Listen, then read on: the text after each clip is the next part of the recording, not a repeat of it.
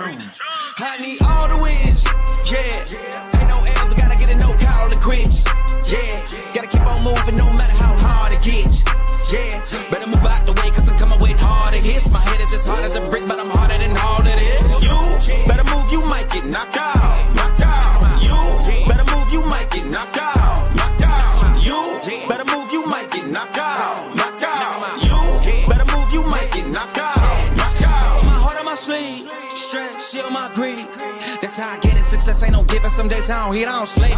When I'm focused, I'm dangerous, down, want when I'm anxious. Ain't no limit till I tank, I'm running on fumes. The opposition don't amaze, the roads whizzing through the pavement. Get your hands out of my bag, I know that's because I've been in it. I don't need to brag, I guess that's what happens when you taking care of your business. But some family, you do the math. I'm out of my pocket, Houston, we got a problem, man. Perfect, let them watch me elevating, got them nauseous. Cause I'm the pilot in the cockpit, nose diving in the option, woo. Watch how I get ahead, watch how I get ahead, watch how I get ahead, woo.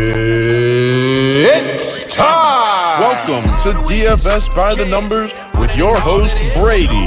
Better move, you might get knocked out, knocked out. You better move, you might get knocked out, knocked out. You better move, you might get knocked out.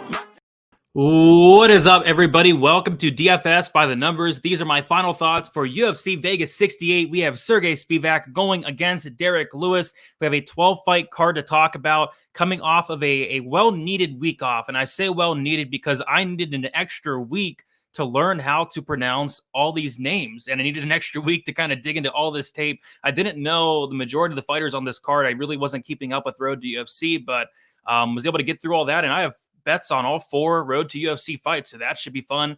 I think it's gonna be a great card. I think from a name value perspective, this is probably the worst card ever from a name value perspective. But after looking into all the matchups, I think it's gonna be a very fun card. I think there's going to be a lot of finishes, and I think from a fan standpoint, this card is gonna be freaking awesome. It's just, yeah, who the heck are these guys, right? But, you know, looking forward to making some money. I do have, I think, 7 or 8 bets at this point. I want to keep it kind of light, though, in terms of the unit sizing, especially on these Road to UFC fights. A lot of unknowns, a lot of new guys. So trying to keep it light here, keep it short and sweet this week, and move on to a much, much better card next week of the UFC 284. So can't wait to talk about it all. Before we get started, if you guys can please leave a like on the video, subscribe to the channel if you have not already, trying to reach 20K subs, hopefully in the very near future. All the support is much, much appreciated week in and week out. And other than that, make sure you guys follow me on Twitter, DFS_numbers, Instagram, DFS by the Numbers, as always. And yeah, I say we get into the chat here, but yeah, this says, I think this card's going to be good. You know, this I think is going to be a really underrated card. It's one of those cards that completely sucks on paper, but I think it's going to be a fun night, a fun late night, because my goodness, these fights start late. So we'll see if I can make it up to like 4 or 5 in the morning. We got Michael, first one in the chat, saying 5 people in here already. That was back at like 5:21. So there you go. We got Doe Space in there saying, I wish I didn't have to work Sunday morning. I might miss some of the fights for once. Yeah, I'm hoping I don't miss any, but man, my sleep schedule has finally like been on point. Like I've been going to bed at a reasonable time, and now I'm gonna have to like completely ruin that, which that sucks. But we'll see what happens there. We got Mushroom in the chat. What is up, Mushroom? Saying, what's up, Brady? One more sleep until violence. Let's go, Mushroom. And we got our guy Propaholic with the $9.99. Appreciate you, dude. Saying, can't wait for these fights tomorrow. I have some crazy prop sprinkles. Yeah, I haven't caught your Twitter prop show yet, but I'm gonna catch that tonight, Propaholic. If you guys have not seen that, go check it out on Twitter. But yeah, appreciate the dono, man, and good luck to you. I know we're on a couple of the same spots together there. You got Tony in the chat saying, what's up, Brady? Can't wait for this overnight card. Wondering if I will make it to 4 a.m. for Spivak Lewis. Lots of violence this week, and yeah, I'm sure the violence will kind of pump me up and help me get through this card. But I'm kind of worried about the Tybura Ivanov fight. I feel like I might fall asleep during that one because just nothing's going to be going on. We got Monster in the chat. What is up? We got Aiken in the chat saying, what's up, Brady? Looking forward to hearing your final thoughts on these fights. I'm looking forward to talking about it. We got Elder saying, let's go. We got Lord Tom D saying, hi, guys. Good luck. All good luck to you as well. We got Buff on the beat saying, what's up, Brady? Looking fresh. Yeah, I did this myself. Usually don't go out there and do things myself in terms of the haircut, the beard, but I got called a bum last week. I mean, somebody called me a hobo bum last week, a couple of people, and nobody's going to call me a hobo bum. But to be honest, I was starting to look like a bum. I hadn't trimmed my beard in probably 3 or 4 months. So hopefully I don't look like a bum, and hopefully I don't have a bum performance on this card. There is a bum on this card, though. There is a bum on this card, and we will talk about that bum in the third fight of the night. We got Cat in the chat saying, let's make some cash. Let's go. We got Jan in the chat as well. Jan, let's go. Mushroom saying, you shave Brady to Keith Peterson, finally get some help. I think he did get some help, man. I think I'm starting to get a little bit more worried about Mark Goddard, man.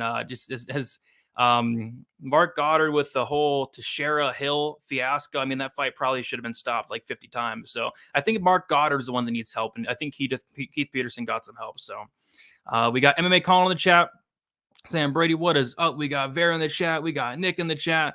All right, guys. I say we get into it. We have 12 fights to talk about.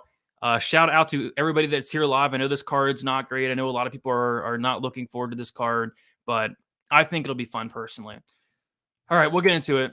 Let us start with the first fight of the night. We got Tayara going against Jesus Aguilar. We got Tayara as a absolute massive favorite. He's like minus 1,200. I saw minus 1,500. Minus 1,600 on FanDuel Sportsbook. He's a big favorite. He should go out there and get this done and probably get it done inside the distance. No official bet for me. I do a Hail Mary, a prelim parlay, and then a main card parlay on the website, the Patreon. And Tayara inside the distance isn't in one of those, so I'm going to be rooting for him to get it done inside the distance. But as far as an official play goes, nothing really sticking out here. I mean, I think Tayara wins it inside the distance, but that's like minus 260 I see on Bet Online. I still see it like minus 160, minus 170. So if you have to bet this fight, I would take a look at the Tayara inside the distance, though. I think it does finish Aguilar at some point in this fight. Aguilar, for what it's worth, has been finished and is only lost, and that loss did come by submission. So from a DraftKings perspective, I don't know. Tayara, 9,600, like there's a lot of great plays below him. And, I'm kind of worried. Like I think I would rather save some money here and get like a Kinoshita, get like a Nakamura who's 9,300. I think there's a lot of great plays this week that you don't need to play a ton of Tayara and try to fit him into your lineups and tournaments. I think for cash, yeah, go for him, get him in there. He's about as safe as you can get. But for tournaments, I think I'm going to get away a little bit from Tayara. I'm not going to completely fade the guy, but I think I'm going to get away a little bit. And as far as Jesus Aguilar, I'm not touching him at 6,600. I don't like his chances in this fight. But yeah, first fight of the card, give me Tayara, but no bet on this one. Mushroom said Tayara inside the distance, Tayara round 2. And yeah, I think those are very much in play. I forget what I predicted, whether I think I might have said round 2 as well, Mushroom. So I think I'm right there with you. Mandy Bum. Yes, Mandy Bum. Mandy Bum, absolutely. So I guess for this fight, you have to bet your car to win $100. Yes, you have to bet your car to win $100. That's how it goes. Propaholic, yes, with that plus 850. I saw that as well. Did not hop on, but I think if you got on that plus 850 on Bet Rivers, that's a phenomenal look. He will get the ground and pound and also has a 7-inch reach advantage, and he does have some pop. I think that's a great look there. I don't know if it hits. I'm personally leading the sub, but at plus 850, you got to take a shot at that if you have it. But that line has moved. Why are they running such a late card? And this is supposed to be I don't know. I think they're trying to show off some of these prospects, these road to UFC guys. You got Choi, you got Kinoshita, you have the 8 road to UFC fighters. So I think they're trying to show them off to their fan base, and I don't know. But yeah, it sucks for me, for us, for the US, for everybody really. But it is what it is. Mushroom saying violence, yes sir. What about Fedor? Nice fight as a good decision prop for a small price of $9.09. Yeah, I saw on FanDuel Sportsbook they have the fight doesn't go to decision for that Bader fight at minus 2,000. No, on DraftKings minus 2,000. You will never ever see a fight doesn't go to decision ever again at minus 2,000. I do have the under 1.5 in a parlay though, in a Hail Mary parlay. For the Bellator fight.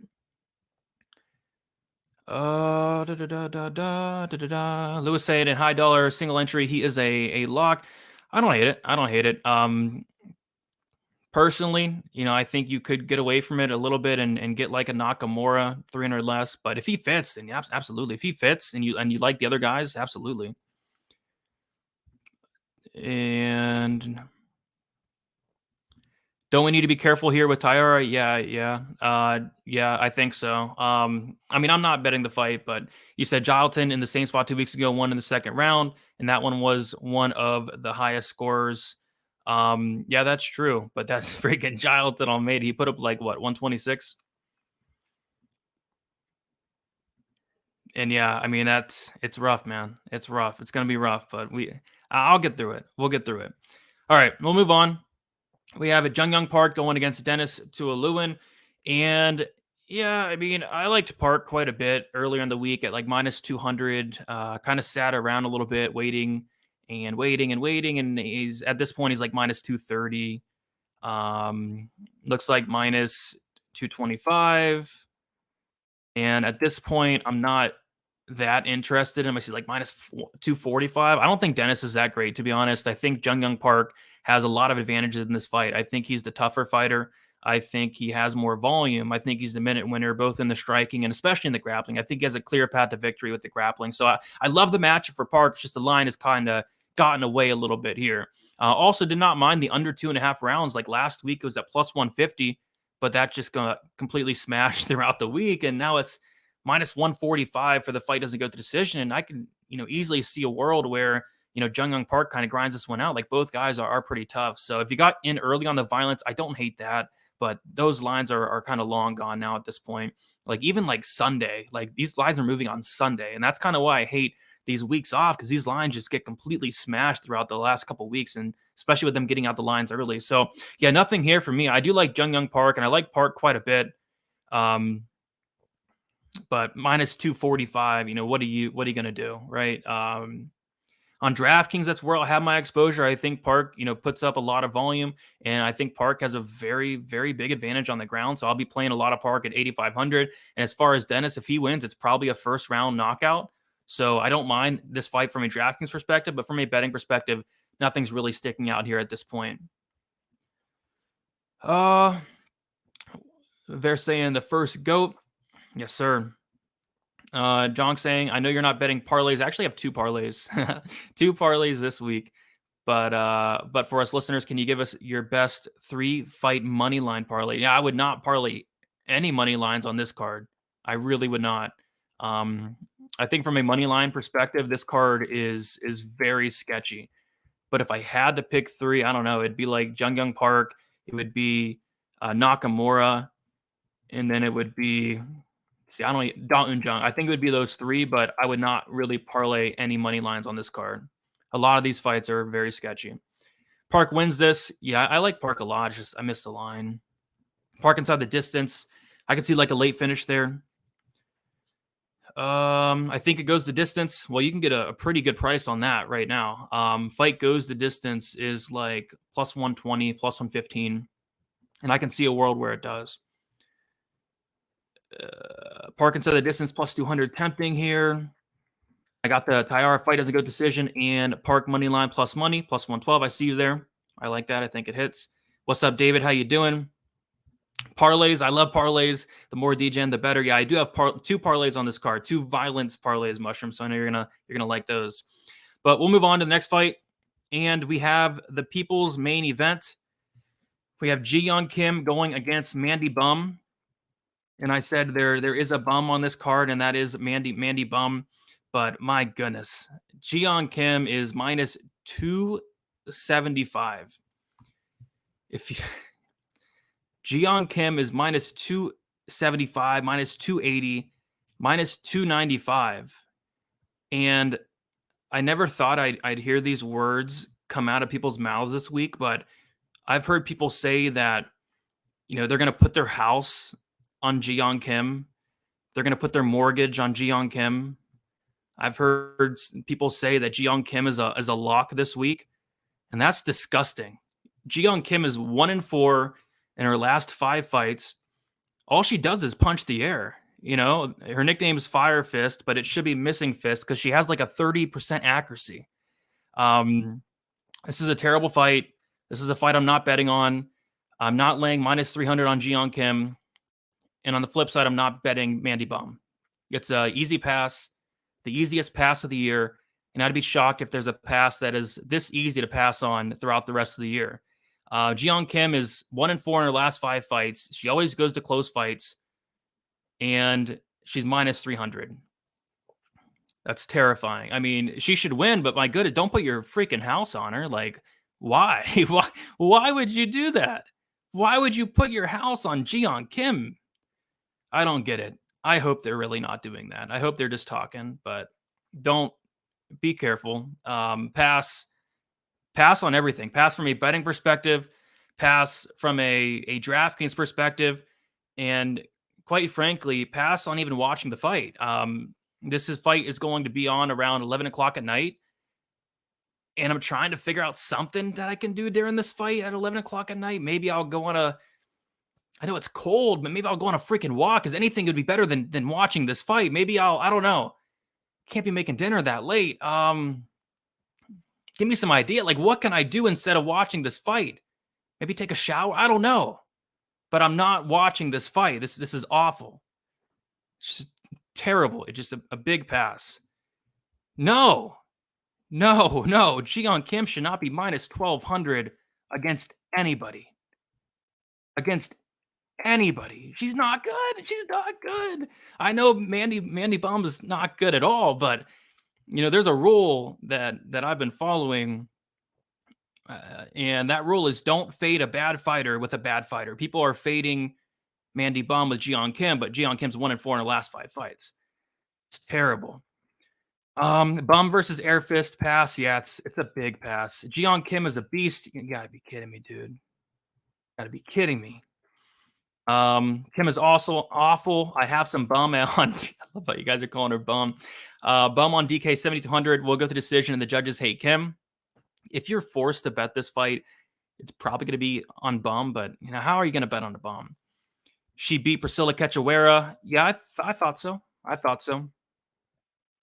Mushroom passing on no fight. Mushroom, you're betting this fight? Oh no. They'll go from living in the main house to the doghouse. Yeah, I think both these fighters should be cut after this fight. Get Doris choked. I'm not doing that, dude. I could watch some Bellator. I could watch some Bellator replays. I like that idea. Love that idea. All right, enough of this. Don't. Why would anybody bet this fight? Okay, we'll move on to the next fight, and this is where my action starts. So don't have any action on the first 3 fights of the night, but I'm going to have some action on these next 1, 2, 3, 4, 5, 6, 7. I'm going to have bets on the last 8 fights, it looks like. 8 or 9 fights. All right. So we have 4 road to UFC fights, and I want to tread very lightly here. These are 4 fights where there's a lot of missing information.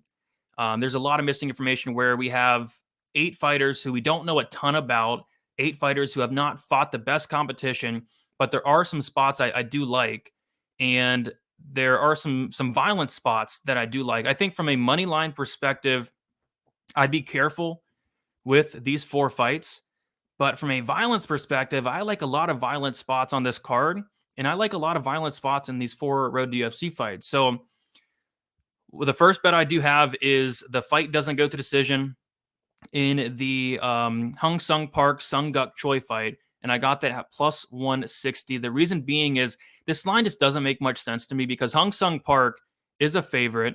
He's currently sitting around minus 200, and Hung Sung Park's a finisher. Like, this guy's finished all but one of his wins, and the only win he did not finish was his MMA debut back in like 2018, 5 years ago. So if Hung Sung Park wins this fight, which he's heavily favored to do so, I think it comes inside the distance. So I was kind of tempted on Hung Sung Park inside the distance in general, but there wasn't much of a difference between that and the fight doesn't go. So I just took the fight doesn't go. I don't think Sung Guk Choi finishes Hung Sung Park here, but Hung Sung Park, he is defensively irresponsible, and it potentially happened. But yeah, I do like Hung Sung Park to finish this fight. I think he gets it down to the mat eventually, and on the mat, this guy's vicious, great ground and pound, great submission game. He's super dangerous.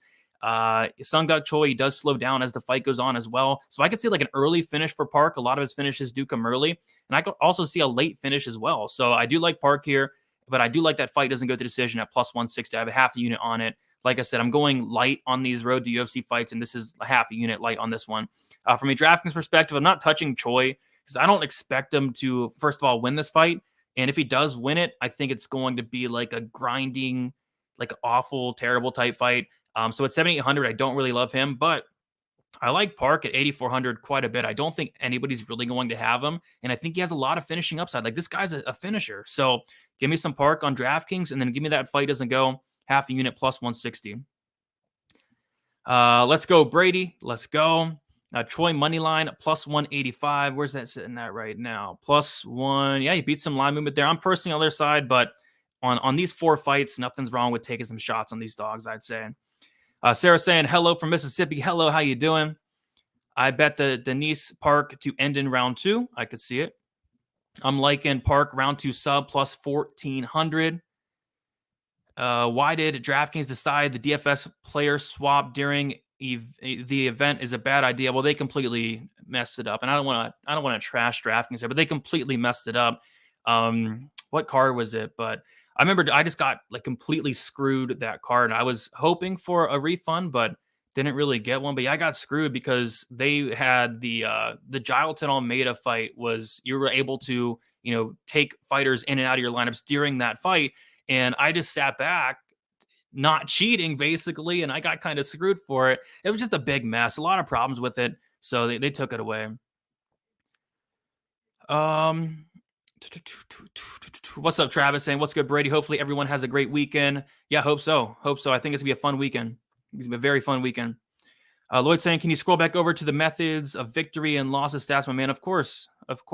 And you will see here that Park's a finisher, man. 43% by knockout, 43% by sub. He's dangerous on the feet. He's dangerous on the mat, especially on the mat, though. Especially if he gets that down to the mat, I think he finishes here. And this fight looks bad, but the more you look into the fights, the better the card looks. 100% agree. I was trashing this card like 2 weeks ago. Like, what the heck is this? But I think this fight card's going to be pretty good. Lots of finishes. Very happy I waited on the Tybura line movement. Seems like some great value. Yeah, the best bet in that fight is probably not watching it. I think it's going to be a pretty terrible fight. I think I'm looking forward to the Mandy Bum fight more than that Ivanov fight. It's going to be terrible, and we'll talk more about it, though, in a second.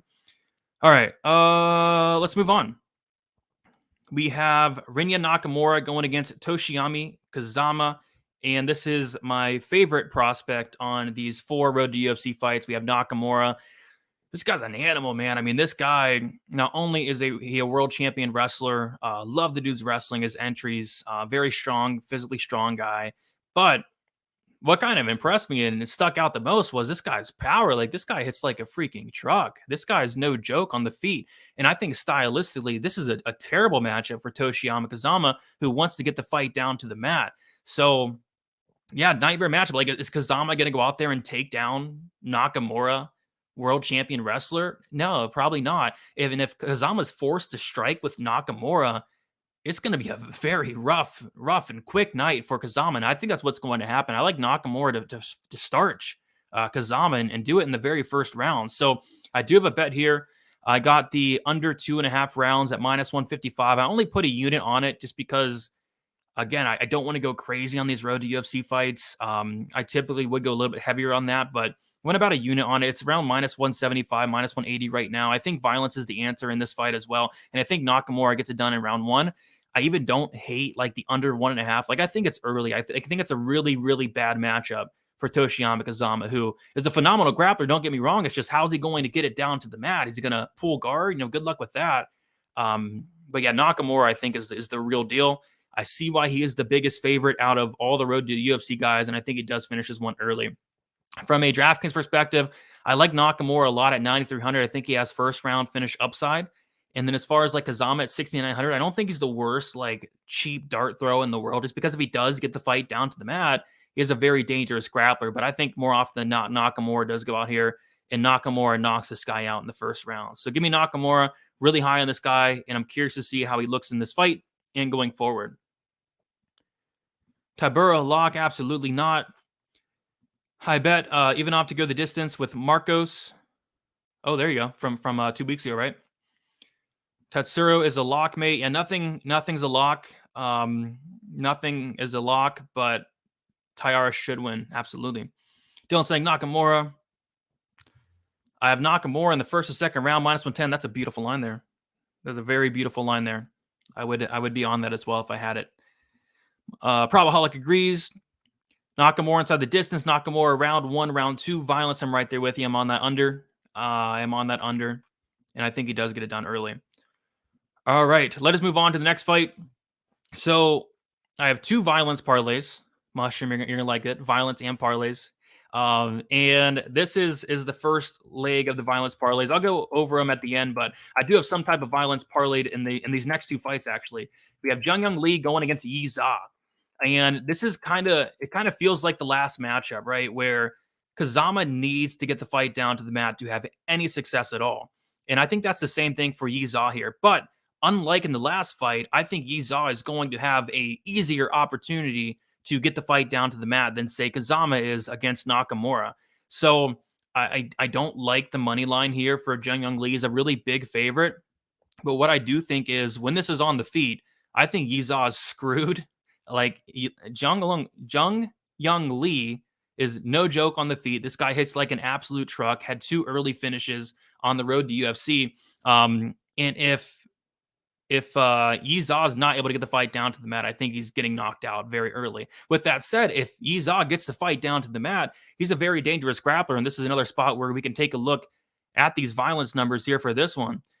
We have Jung Lee at a 78% finish rate.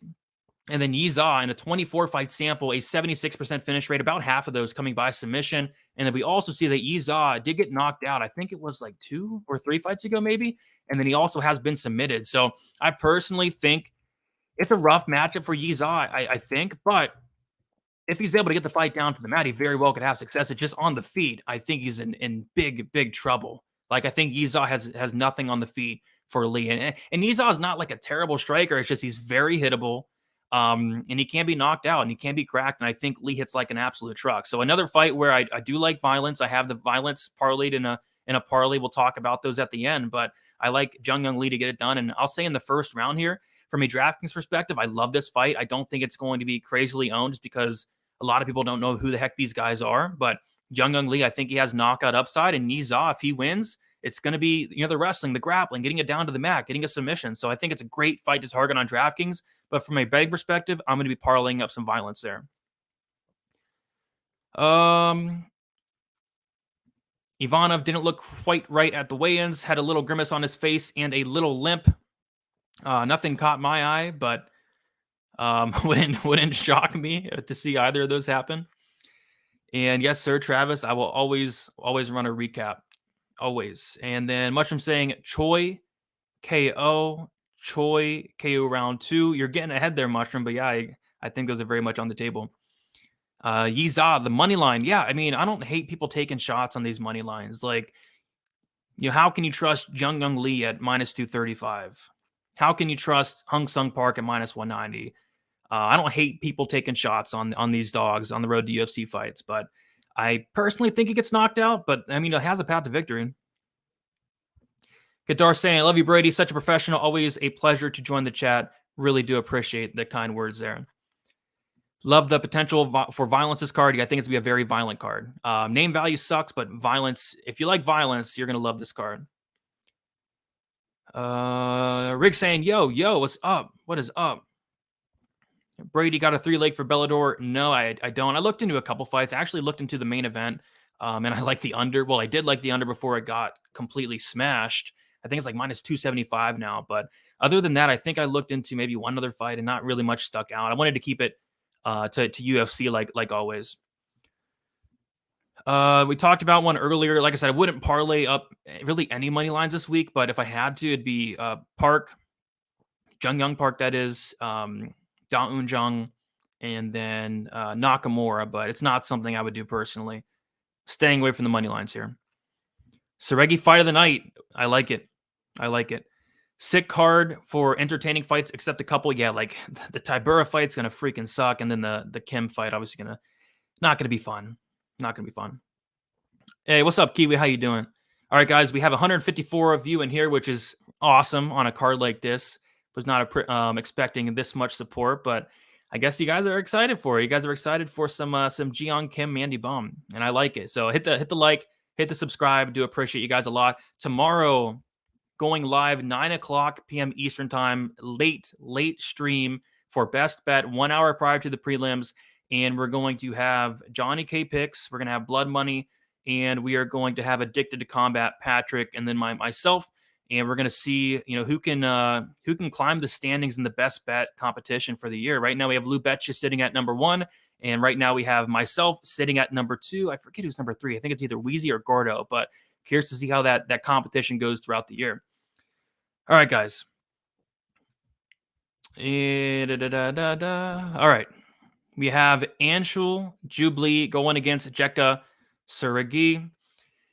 And yeah, interesting line movement on this one. So I'm checking it now, and it looks like we have a flip. We have Jubli. Now is plus 100 on Bet Online. We have Saragih, however you want to call him, is minus 120. So yeah, for me personally, I mean, I think it's line close for a reason. Like, who am I more impressed with? To be honest, I kind of like both guys. I think Jubli showed a lot of great things outside of the road to UFC. And it was weird because I was watching this guy outside the road to UFC, and he's going out there, he's hitting takedowns. He's going out there, he's showing great cardio. He's going out there, he's showing really good grappling. And then he comes into the road to UFC and doesn't show any of that. He doesn't go for any takedowns, and he's going out there and standing and banging with this guy. And, that's great. It shows that he could strike, but my goodness, dude, don't go out there and stand and bang with Jekka Saragih. You're going to get knocked out. Saragih's power is no joke. So if you're on the Jubli side, you got to want him to go out there and kind of grind this one out, mix in takedowns, and maybe hunt for a submission. Saragih's been submitted twice. And if you're on the Saragih side, you want him to go out there and stand and bang. And I think I'm kind of leaning towards a stand and bang. I'm kind of leaning towards these guys going out there and standing and banging until one man falls. And that's just a very dangerous game to play, right? With a guy that hits as hard as Saragih. What I like is violence here. I've been debating on how to play this fight all week. Would I bet the Saragih money line? And I was like, I don't want to do that. Jubli does have a path to victory here, I think. And then I was like, do I want to bet, Saragih inside the distance? And I was like, maybe, but it's only like plus 175. I'd like a little bit of line.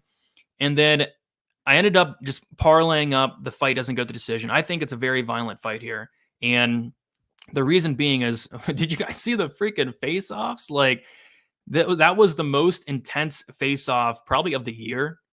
And of course, of this card, like, they were in each other. I think these guys are going to go to war.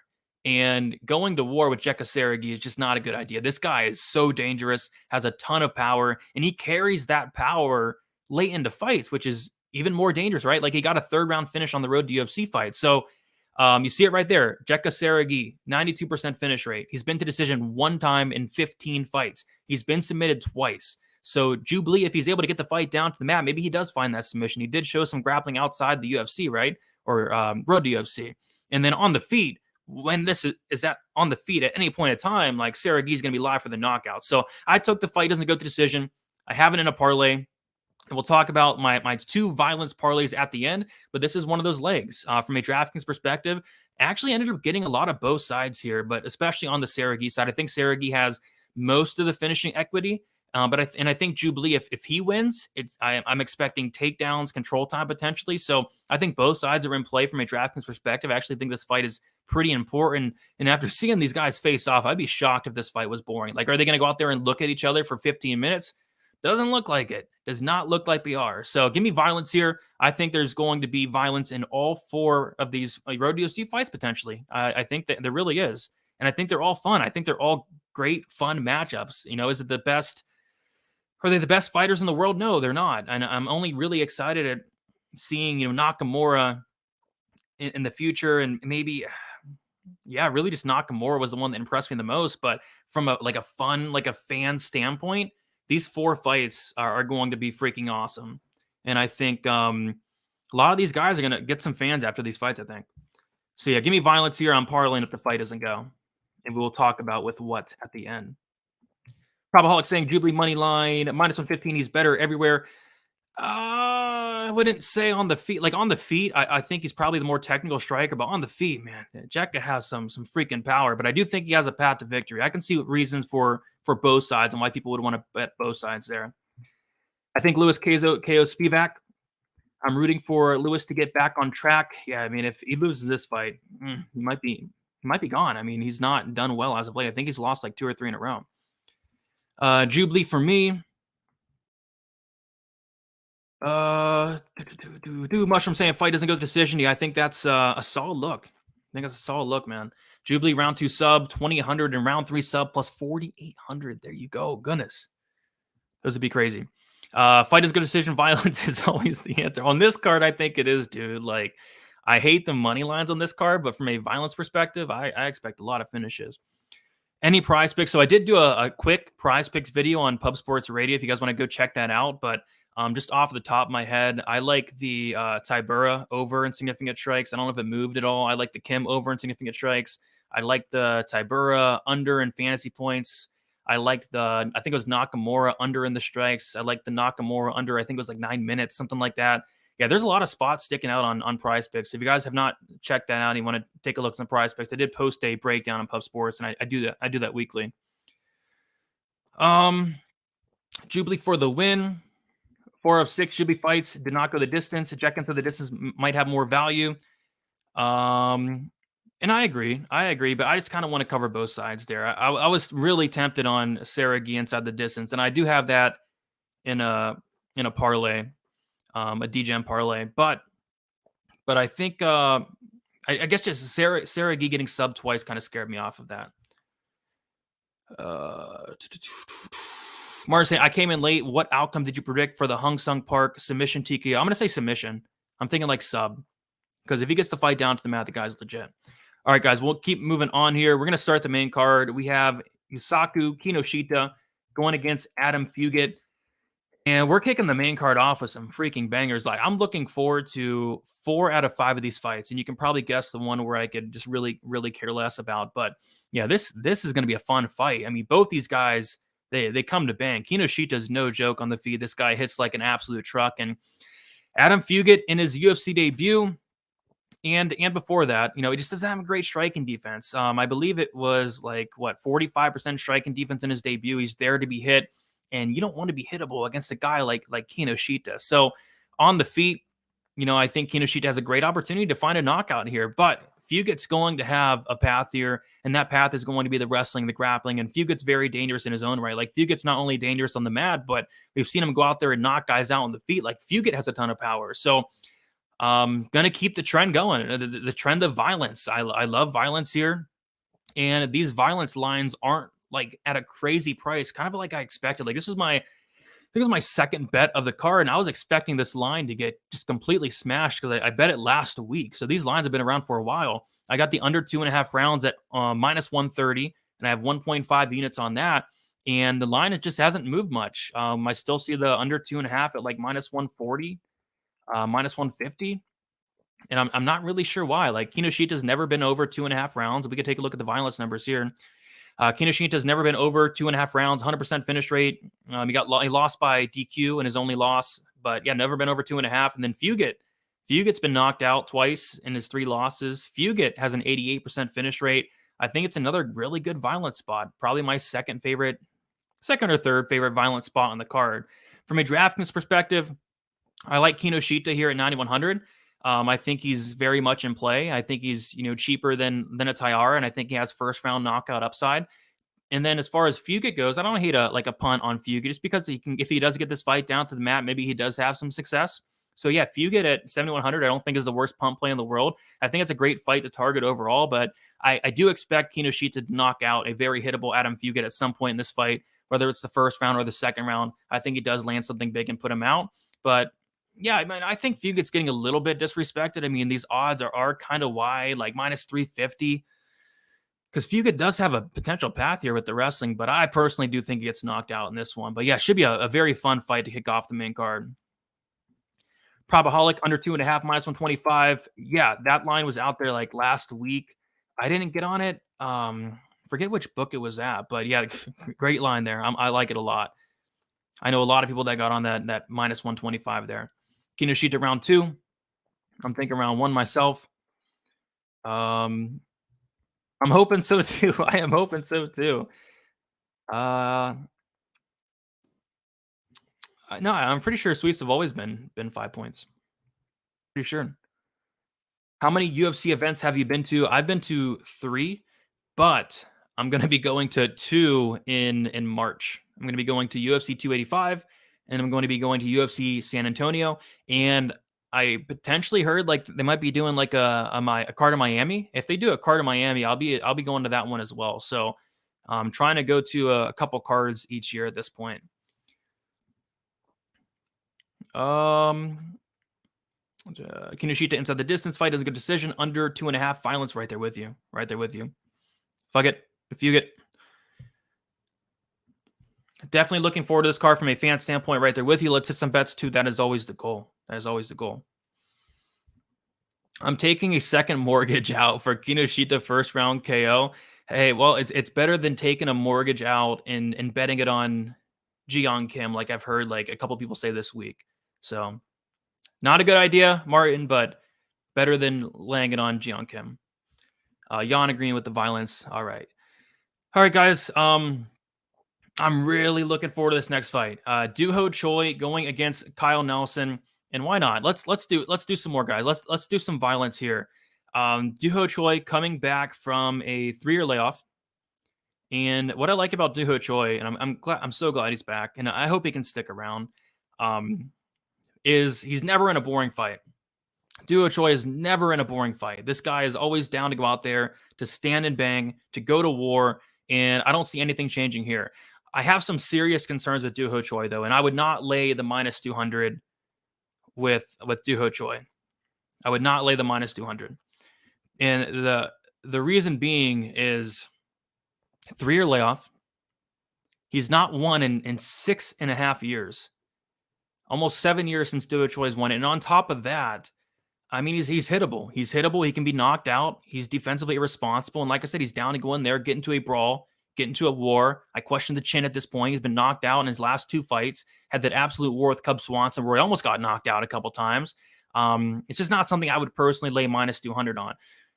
If Duho Choi shows up and he's anything like he was like 5 years ago, like, yeah, he starches freaking Kyle Nelson. But, how do we know? So it's from a money line standpoint, this is a huge pass. But from a violence standpoint, I like the violence here. I have 1.5 units on the under 2.5 rounds, minus 150. That line has not moved all that much. I think it's like minus 170, minus 180 now. But yeah, I like violence here a lot because Kyle Nelson, he has a lot of power, and Duho Choi is very hittable. On the flip side, Kyle Nelson is very hittable, and Duho Choi has a ton of power. Choi, 86% finish rate. Kyle Nelson, 69. Duho Choi has been knocked out twice. Kyle Nelson knocked out twice as well, been subbed. I think violence is the way to go here. I think they're going to stand and bang.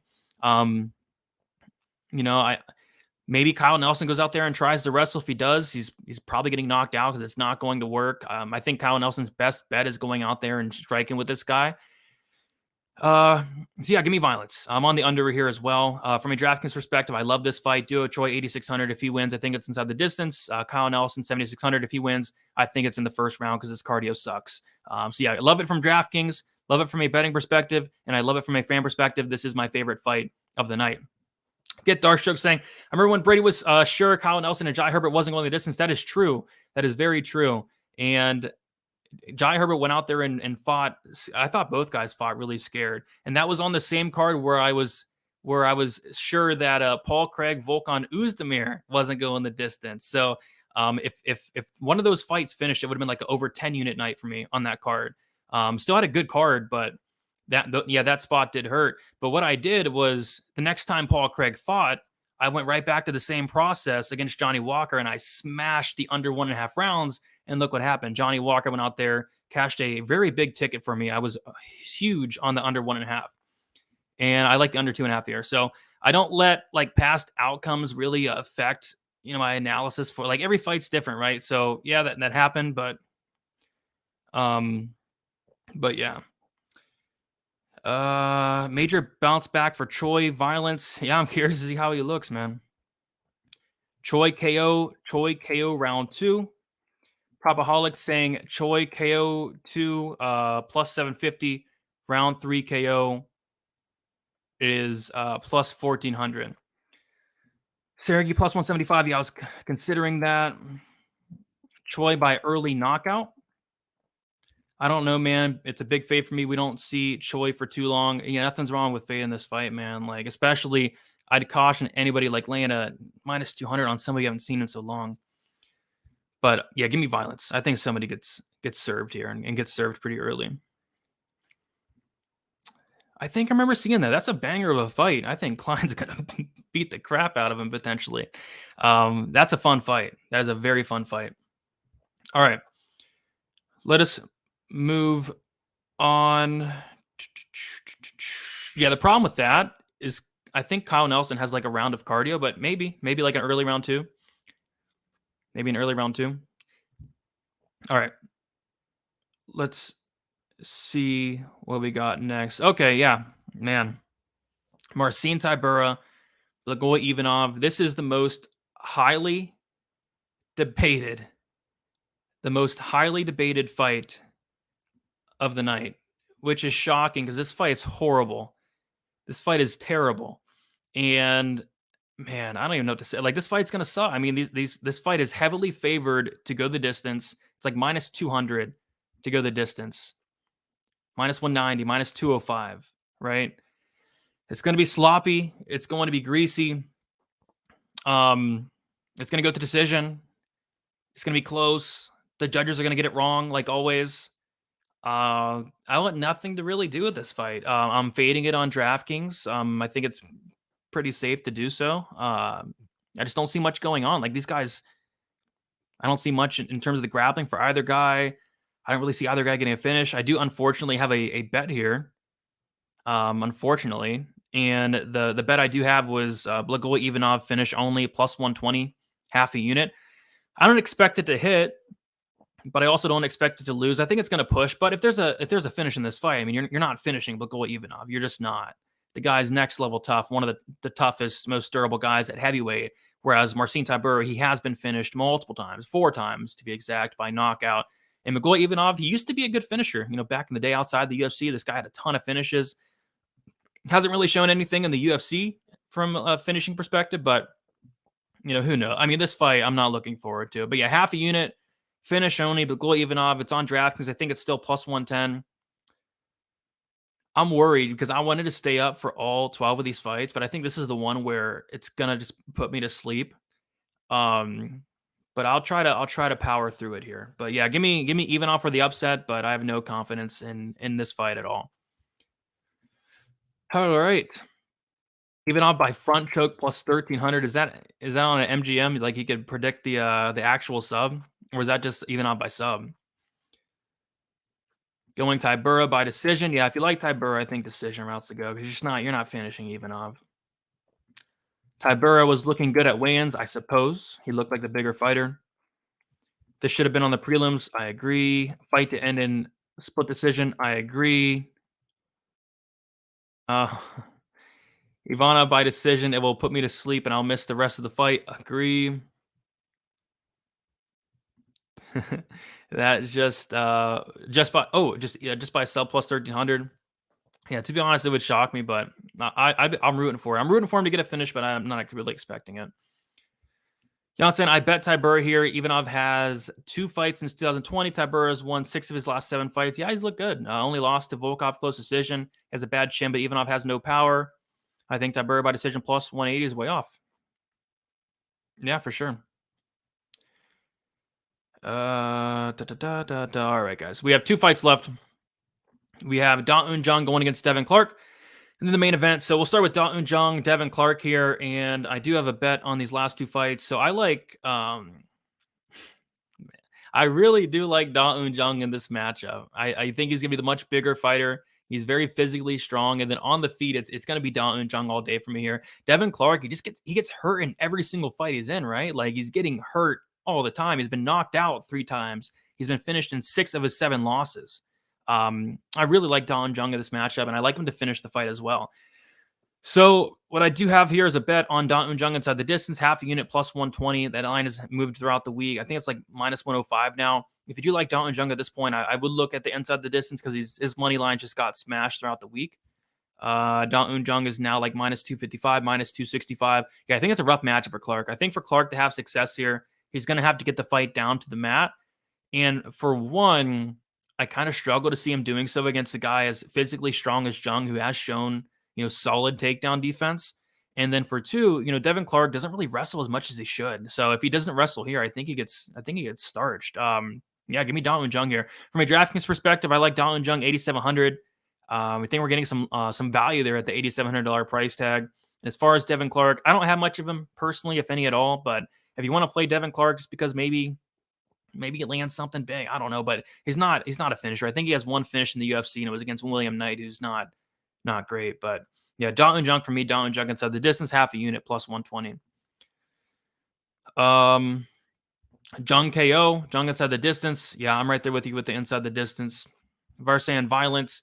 I'm the one saying, why not just under 2.5 to cover both sides? Because I just don't see much finishing equity with Devin Clark. Like I said, Devin Clark has one finish in the UFC, and you can check and see how many fights he has. He's a decent amount of fights in the UFC. He only has one finish, and it was against William Knight in the 3rd round, and I don't think Dalton Jung is as bad as William Knight.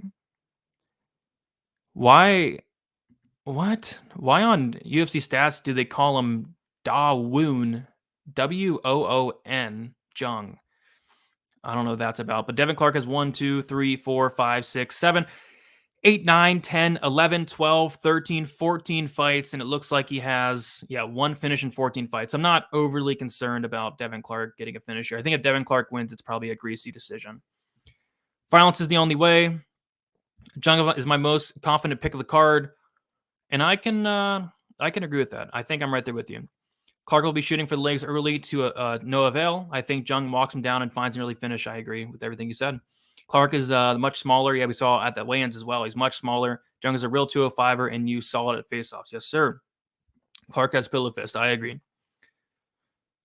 People more excited to see Devin's dad. Yeah, he said that his dad's not going to be in his corner this fight, but he will be in attendance. So he was saying, like, we're still going to be able to hear him. We might even hear him more because he said, like, in the corner, he had to tone it down a little bit. So no filter. We're going to see Clark's dad with no filter, apparently. Rooting for a finish right there with you. I would love to know what you mean when you say 8,700. Yeah, these are the DraftKings salaries. A lot of people ask about that. I mean, it's DraftKings. It's an app in, I think, the US, some of Canada, where you pick 6 fighters. It's like fantasy football. You pick 6 fighters. You have a salary. You got to stay under that salary limit. They accrue DraftKings points, with knockouts, takedowns, strikes, et cetera, et cetera. It's very fun if you do have access to it. All right. We will move on to the main event. Sergey Spivak going against Derek Lewis, and I don't have a good feeling about this fight from a Spivak perspective, right? Like, man, Spivak's a big favorite, minus 250, minus 230, and Spivak should be favored against Derek Lewis just because most people should be favored against Derek Lewis, just because Derek Lewis is not a minute winner anywhere. He's not a minute winner on the ground. He's not a minute winner even on the feet because he doesn't throw much. But when Derek Lewis lands, he puts you out. And Spivak's been put out more than once. He's got knocked out by Aspinall in the first round. He got knocked out by Walt Harris in the first round. And would it really shock anybody if Derek Lewis went out there? And this looks to me like a motivated Derek Lewis. Like, Lewis is, I believe he's lost 3 in a row, or at least 2 in a row. This looks like a motivated Lewis. He needs to win this fight. And this is a guy that, quite frankly, he should beat. It's just, Spivak has such a clear path to victory here, a clear minute winning ability that you have to favor Spivak. And I got to pick him here because if he takes down Lewis, Lewis is kind of screwed. Like, Lewis probably does pop back up, but Spivak's good at just, controlling, his opponent, chain wrestling, getting him down once again. And what I like about Spivak the most is how active he is with the ground and pound. He's not going to go out there and lay and pray. He doesn't do that. He's nonstop ground and pound, gets into dominant positions. If he does that, I think he breaks Lewis. But on the feet, it's going to be bad. It's going to be bad.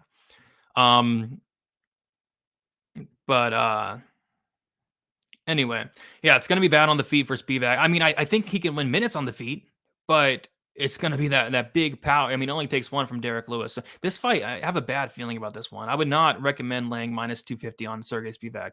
It seems like when Derek Lewis wins, it's really when nobody's expecting him to win, and a lot of people are not expecting Lewis to win here. This could be it. But yeah, I do have two bets here. So these are my two violence parlays. So I went light on these because, like I said, I want to go light on this card in general. And then I also want to go light on these road to UFC fights. So the first parlay I have is the under 3.5 in the Lewis Spivak fight, minus 400, parlayed with the Jung Lee Yi Za fight won't start round 3. And I have a half a unit on that. It came out to plus 101. And then I have my other parlay is Derek Lewis Spivak under 3.5 rounds, minus 400, parlayed with the Jubli Saragih fight doesn't go to decision. Came out to as well plus 101. And I have a half a unit on that. So yeah, I think this fight does finish one way or another. I don't think it goes too far, to be honest. I think it could even potentially end in the first round. But yeah, I like violence here first and foremost. I don't hate anybody taking a shot on Lewis. I don't hate anybody taking a shot on Lewis knockout 1, knockout 2. Those were spots I actually considered. But yeah, I like violence here first and foremost. But yeah, this one kind of scares me. Spivak 8,800, you got to play him. You got to play both these guys. Just because Spivak, he has, I think, one of the highest ceilings on the slate. He has a lot of takedown upside, a lot of significant strikes, a lot of strikes, finishing upside. And if he wins, it's probably a huge score. On the flip side, you got to play Derek Lewis on any given slate. You know, no matter who he's fighting, you have to play Derek Lewis because he's always in play against anybody in the world. Like this guy has a win over Francis Ngannou. You know, this guy has a win over Alexander Volkov. This guy has a win over Curtis Blades. So it shouldn't shock anybody if Lewis goes out there and pulls it off. But as far as picking Lewis and favoring him in a fight, it's always hard to do so just because he doesn't win any minutes. And he's knockout or bust. And he's good at that. He's very good at that. He's always been good at that, but he's literally KO or bust. And Spivak just has such a big advantage on the mat. So I got to pick Spivak, but I don't have a ton of confidence in it. But I do have some confidence in that under 3.5 as a parlay piece. And that is on DraftKings, and I did just place that like an hour or less ago. And I think that's a solid parlay piece. Spivak round 2 submission. I get the feeling he's washed. Yeah, he hasn't looked great as of late, but he's fought, Tai Tuivasa, Sergey Pavlovich, and then he beat Chris Daukaus. So he's on a 2-fight skid. He beat Chris Daukaus, and then he lost to Cyril Gahn. So Gahn, Tuivasa, and Pavlovich, all very, very good fighters. I got Lewis by KO here. I would love to see the Black Beast KO Spivak, though. Everyone's saying Lewis is motivated, but Spivak looks super motivated too. Yeah, both guys do. I mean, it's a big fight for both guys, really. Derek Lewis needs this fight to not go on a 3-fight skid, and this is going to be the biggest fight of Sergey Spivak's career. Like, take a look at Sergey Spivak's competition. Augusto Sakai, Greg Hardy, he lost to Aspinall, Alexei Oleinik, Jared Vanderaa, Carlos Felipe. You got Tybura Harrison there. Like, this is the biggest fight of Sergey Spivak's career, and you got to imagine he's taking it very serious. Sergey's a horrible striker. I think he's improving a lot, but he's not going to want to strike with Derek Lewis. But I also get you're riding the train and going at the favorite because I have to. At the end of the day, it doesn't matter if they're a favorite or a dog. I pick who I think's going to win the fight, and I think Spivak should win the fight. It's just Derek Lewis is always live to win the fight. Top-notch fighters Lewis has lost to for sure. Spivak has matured, seems confident, should be an interesting fight. The over 1.5 is plus 112 right now. I can definitely see that. They both need to win. It could start slower. Yeah, it would be you'd be holding your breath, but I could see it. I personally think I'm picking like a 3rd round finish for Spivak, but I don't know if I'd bet an under or an over myself. All right. So that is about it. Let us go to the bets here. I have 1, 2, 3, 4, 5, 6, 7, 8 bets. And we have 1.5 units on the Nelson Choi under 2.5 rounds, minus 150. 1.5 units on the Kinoshita Fugitt under 2.5, minus 130. Under 2.5 rounds, the Toshiyami Kazama Rinya Nakamura, minus 155, 1 unit on that. Devin Clark inside the distance, plus 120, half a unit. Ivanov scorecards, no action, finish only, plus 120, half a unit. Sung Guk Choi, Hong Sung Park, fight doesn't go the distance, plus 160, half a unit.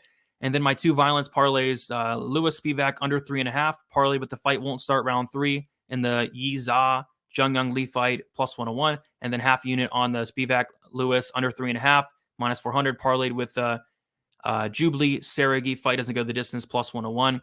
Been a great start to the year thus far. Wanted to keep it kind of short and sweet this week, but yeah, liking the violent spots first and foremost. But as far as a money line perspective goes, I think this card is kind of tough. All right. Am I catching the PFL or Bellator? I'll probably catch some of the Bellator. Great stream, Brady. Appreciate you. But yeah, so all that's left is just want to tell you guys about tomorrow for the best bet. 9 o'clock tomorrow night. Be there or be square. Should be a fun stream. Blood Money, Johnny, and then Addicted Combat for the best bet competition. Curious to see who potentially takes the lead after this week. And then, yeah, follow me on Twitter, DFS_numbers. Instagram is DFS by the numbers. And I think that's about it. So best of luck. Should be a fun card. Don't bet on Gio Kim. And don't bet on Mandy Bum. Just don't do it. Sit back and watch. Appreciate you, Kiwi. Thank you for hanging out there. All right, guys. Best of luck. And we'll talk to you soon. See you later.